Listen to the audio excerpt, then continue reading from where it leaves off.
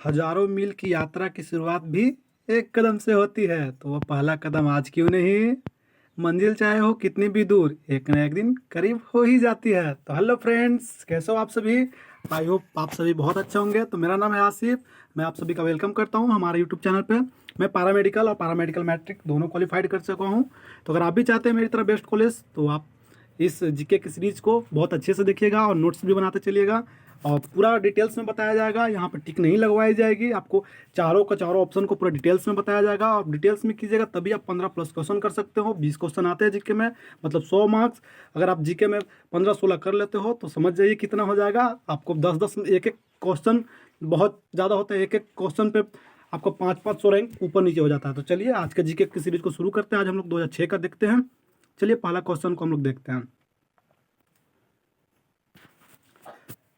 देखिए यहाँ पे जीके है। पहला क्वेश्चन है, निम्न में से किसे पार कर लेने पर क्रॉस ओवर एक दिन जुड़ जाता है? तो ये दे रखा है भूमध्य रेखा उत्तर से दक्षिण, बी दे रखा है भूमध्य रेखा दक्षिण से पूरब, सी दे रखा है देशांतर पूरब से पश्चिम, डी दे रखा है 180 डिग्री देशांतर पश्चिम से पूरब। तो जल्दी जल्दी कमेंट सेक्शन में आप लोग अपना अपना आंसर दें। जी हाँ, बहुत अच्छे है, गुड। इसका राइट आंसर हो जाएगा सी ना, इसका राइट आंसर हो जाएगा सी, 180 डिग्री देशांतर पूरब से पश्चिम। चलिए हम लोग इसको एक्सप्लेन करके आपको बताते हैं, क्योंकि हमारे यहाँ टिक लगवाने वाली काम नहीं होती है।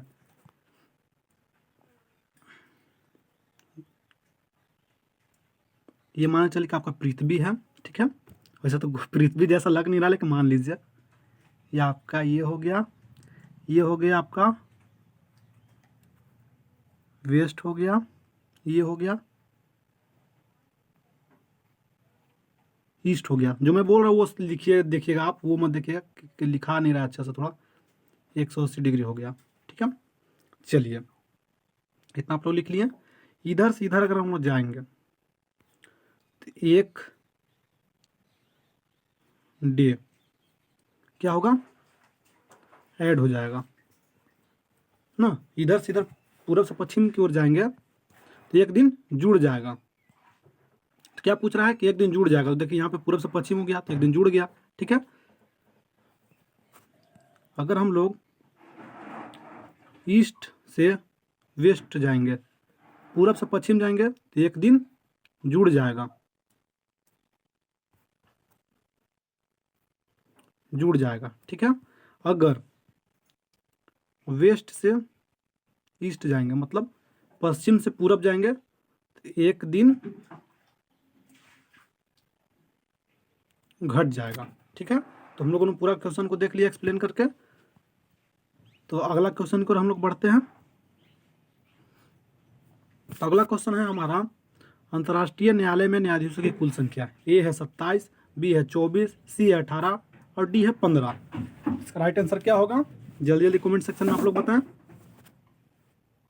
जी हाँ, इसका राइट आंसर हो जाएगा डी, 15। अंतर्राष्ट्रीय न्यायालय ICJ international court of justice में न्यायाधीशों की संख्या 15 होती है। तो आपसे ये भी पूछ सकता है, ICJ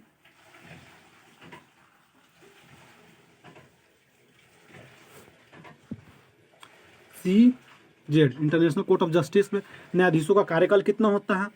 कार्यकाल कितना होता है जी, बताए जल्दी से। 9 वर्ष का होता है कार्यकाल ना। कितना होता है? 9 वर्ष का, ठीक है। 9 वर्ष का कार्यकाल होता है। आपसे ये भी पूछ सकता है कि भारत के जज के तौर पर अभी यहाँ पे कौन नियुक्त है ICJ में? कौन है जी? दलबीर भंडारी, दलबीर भंडारी जी हैं ना, दलबीर भंडारी जी हैं। चलिए हम लोगों ने पूरा देख लिया यहाँ पे। तो अब हम अगले क्वेश्चन की ओर बढ़ते हैं ना, अगले क्वेश्चन की ओर हम लोग बढ़ते हैं। और ये भी आपसे पूछ सकता है कि अंतर्राष्ट्रीय न्यायालय ICJ होता है इंटरनेशनल कोर्ट ऑफ जस्टिस का मुख्यालय कहाँ है? तो द हेग, नीदरलैंड, नीदरलैंड ना, द हेग नीदरलैंड में है। चलिए अगले क्वेश्चन की ओर हम लोग बढ़ते हैं। तो अगला क्वेश्चन है, भारत का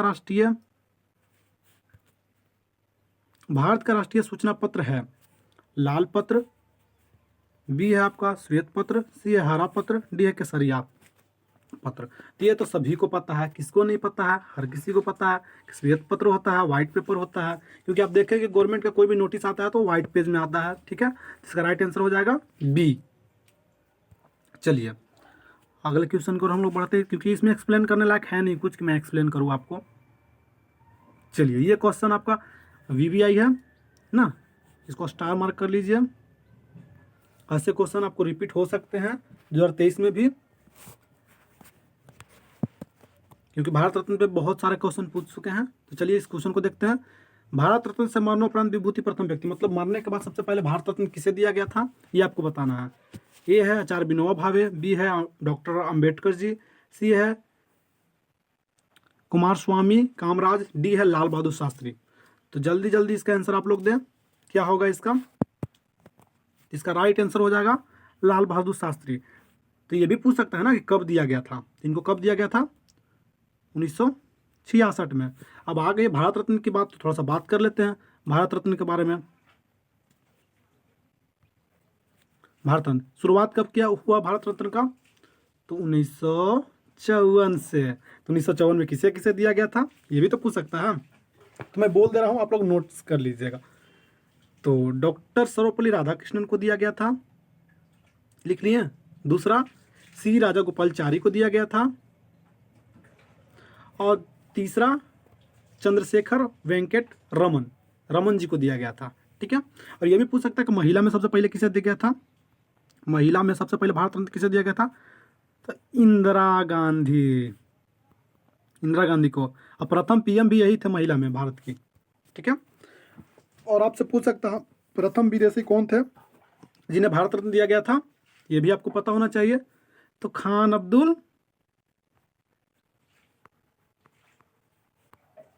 गफ्फार खान, कहाँ के थे, पाकिस्तानी, इन्हें सबसे पहले भारत रत्न दिया गया था।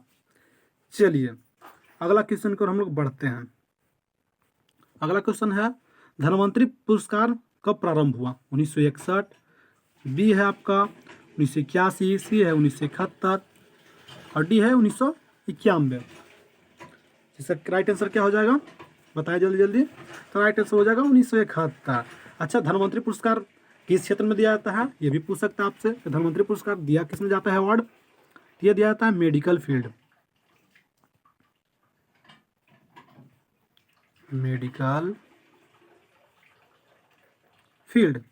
में दिया जाता है। चलिए अगले क्वेश्चन को हम लोग बढ़ते हैं। अगला क्वेश्चन बहुत ही इंटरेस्टिंग है, कभी कभी पूछ देता है हल्का वाला क्वेश्चन, लेकिन ज़्यादा ऐसा पूछता नहीं है। भारत का राष्ट्रीय खेल पूछ रहा है। ए है क्रिकेट, बी है कबड्डी, सी है हॉकी, डी है फुटबॉल। तो आप सभी को पता है कौन सा होगा, जी हाँ सही जवाब हॉकी। भारत का राष्ट्रीय खेल है हॉकी। अगर आपसे पूछ देगा कि पाकिस्तान का राष्ट्रीय खेल क्या है, पाकिस्तान का क्या है, जी हाँ सही जवाब, पाकिस्तान का भी हॉकी है। अगर आपसे पूछ दे कि हॉकी में खिलाड़ियों की संख्या कितनी होती है, प्लेयर कितने होते हैं, तो 11 होते हैं ना, 11 होते हैं। क्रिकेट नहीं कोई मार दीजिएगा ना, कि क्रिकेट हम लोग सब लोग देखते हैं बहुत ज़्यादा। चलिए अगला क्वेश्चन की ओर हम लोग बढ़ते हैं। यंग बंगाल आंदोलन के प्रवर्तक थे, ये है राजा राम मोहन राय, बी है बंकिम चंद्र चटर्जी, सी है अरविंद घोष, डी है लुई विवियन डिरोजियो। इसका राइट आंसर क्या होगा, जल्दी जल्दी कमेंट सेक्शन में आप सभी बताएं।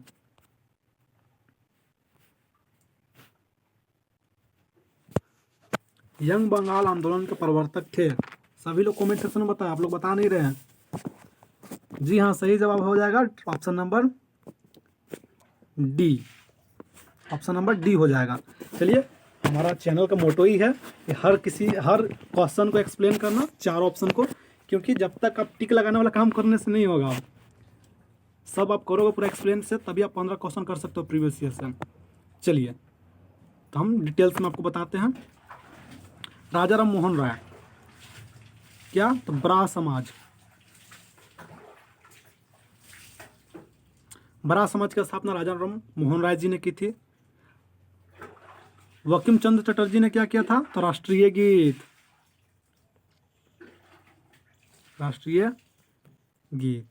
ना, आपको बताना है कि राष्ट्रीय गीत गाने में कितना समय लगता है। मैं ही बता दूं, चलिए मैं ही बता देता हूँ, 65 सेकेंड। चलिए अगला है अरविंद घोष। अरविंद घोष जी ने क्या किया था? तो the life divine, the life divine पुस्तक के लेखक जो हैं वो अरविंद घोष जी हैं ना। बहुत ही फेमस बुक है, तो इसको आपको याद रखना है। ये आपको प्रीवियस ईयर में ये इंग्लिश में पूछ चुका है ये क्वेश्चन, तो आपको रिपीट होते हैं, सब एक दूसरे से अटैच होते हैं, तो सब अच्छे से देखना है। चलिए नेक्स्ट क्वेश्चन है क्वेश्चन नंबर 8। अशोक के अभिलेख किस भाषा में मिले थे? ए पाली, बी संस्कृत, सी हिंदी, डी प्राकृतिक। तो जल्दी जल्दी सभी लोग बताएं इसका आंसर क्या हो जाएगा। मैं देख रहा हूँ कमेंट सेक्शन, बताएं आप लोग। जी हाँ, राइट आंसर हो जाएगा डी प्राकृतिक। चलिए क्वेश्चन नंबर 9 की ओर बढ़ा जाए। भारत में सर्वप्रथम बारूद का प्रयोग किया गया। भारत में बारूद का प्रयोग किसने किया था सर्वप्रथम? तो अलाउद्दीन ने, मोहम्मद तुगलक ने, बाबर ने, अंग्रेजों ने। तो ये आपको बताना है। अंग्रेज मत मार दीजिएगा, क्योंकि हम लोग सोचते हैं कि अंग्रेजी किए थे, नहीं, इससे पहले बाबर जी ने किया था। राइट आंसर सी हो जाएगा बाबर। अब आपसे पूछ सकता है कि मुगल वंश का संस्थापक कौन थे? बताएं जरा, मुगल वंश का संस्थापक कौन थे? मुगल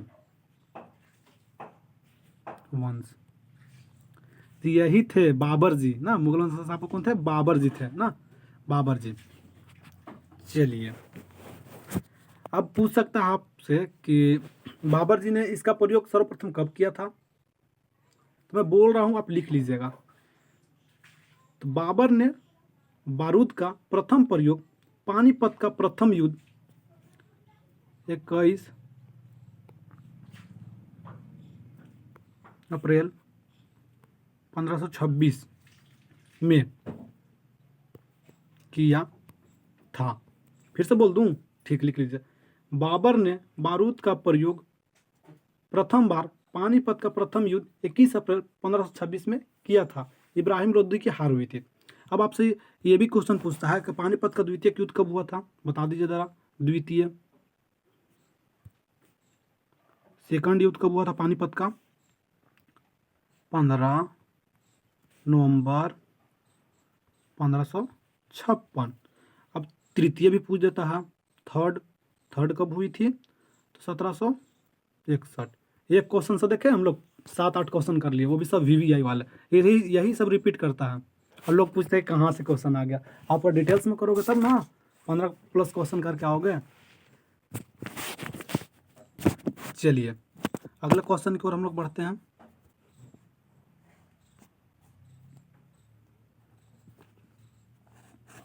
आपका है मूल्यवर्धित कर वैट आरोपित किया जाता है। ए है उत्पादन के केवल अंतिम चरण पे, बी है उत्पादन केवल प्रारंभिक चरण पे, सी है सीधे उपभोक्ता पे, डी है उत्पादन और अंतिम बिक्री के मध्य प्रत्येक चरण पे। तो इसको आपको बताना है।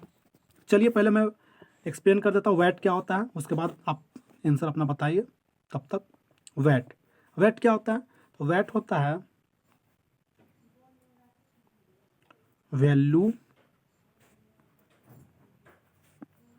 Added tax. Value added tax होता है, ठीक है। वैल्यू एडेड टैक्स का किस पे लगाया जाता है? तो उत्पादन और अंतिम बिक्री के मध्य प्रत्येक चरण पर। तो चलिए यहाँ से 1-2 और क्वेश्चन देख लेते हैं। जीएसटी क्या होता है? जीएसटी का फुल फॉर्म क्या होता है? गुड्स सर्विस टैक्स, ठीक है। किसके द्वारा लागू किया था? तो मोदी गवर्नमेंट। कब लागू किया गया था? 1 जुलाई 2017। अब पूछ सकता है कि जीएसटी का ब्रांड एम्बेसडर कौन है? कौन है जी, बताएं। बिग बी किसे कहते हैं? अमिताभ बच्चन जी हैं, ठीक है। तो आज का क्वेश्चन समाप्त हुआ, क्योंकि पहले ये 2006 का प्रीवियस ईयर था, पहले 10 ही क्वेश्चन आते थे, और आपको हर एक सब्जेक्ट का प्रीवियस ईयर पूरा फुल कराया जाएगा, पूरा डिटेल्स में, टिक नहीं लगवाई जाएगी। साइंस भी कराई जाएगी, इंग्लिश भी, मैथ्स भी, और हर एक सब्जेक्ट के अलग अलग टीचर हैं। और आपको कैसा लगा क्लास, आज का क्लास सभी को बताना है और कमेंट सभी को करना है, और जो जो कमेंट करेगा उनको मिलेगा ये वाला प्यारा सा, ठीक है। तो सभी लोगों को कमेंट करना है। और हमारे टीचर के बारे में आज बता दे रहे हैं हमारे टीचर्स कौन कौन से हैं। एक है हमारे टीचर्स जो कि अभी भोपाल बीएससी नर्सिंग कर रहे हैं, दूसरे टीचर हमारे हैं हरियाणा